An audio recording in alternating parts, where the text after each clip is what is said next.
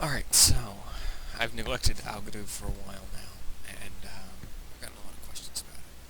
So first off, quickly, scale. Generally, you want to work at a scale that suits you, keeping in mind that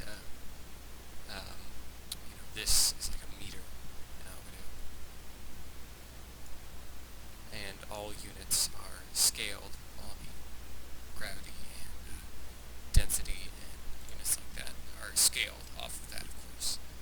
So you want to keep that in mind. But just work at a scale that is comfortable, so you can zoom in and get all the detail that you want, and so that you have enough space to do whatever.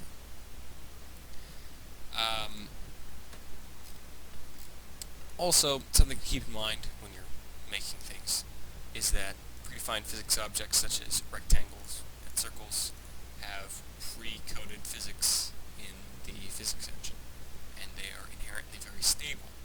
If you have parts that are clipped out like this, they're polygons. You can see how they have sort of wavy edges.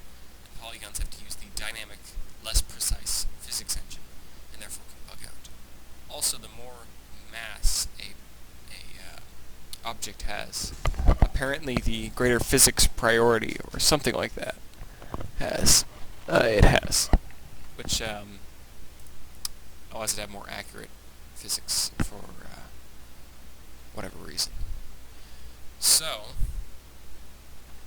let's get down to it. In Algodoo, if you're looking to have an action that's powered off recoil operation, you're going to want to use spring-based bullets because they are inherently extremely stable and act off a dual-lock system, and they can be modified to use a pseudo-gas operating system. So, there are the basic parts of the bullet. This is the primer. This collides with only the firing pin in the magazine, D and E. This is the mass. This is your energy. This collides only with group B, the thing in the barrel. This is your driver. It collides with A and B, the barrel and the thing in the barrel. This is your bullet. Very simple. Collides with only A. And your shell casing, you also want it to collide with A and C. So, you want a spring. It goes from the middle of this thing, your driver, to your shell casing. You want it to be really long and have a nice spring constant. You want that to be attached to the bullet.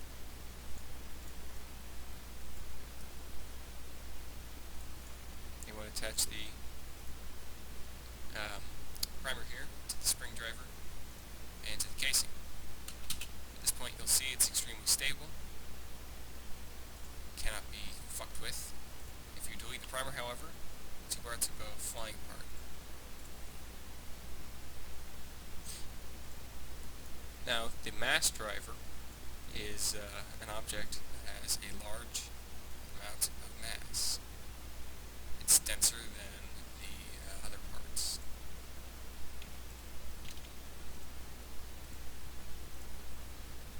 And what this does is it adds energy into the bullet and allows it to apply force on the shell casing of the bullet. Essentially, sending the bullet, the spring driver and the mass driver one way, and the shell casing and the bolt of the gun the other way. So, when you're done, you send that to the front, and there is your completed shell. That is very, very, very simple.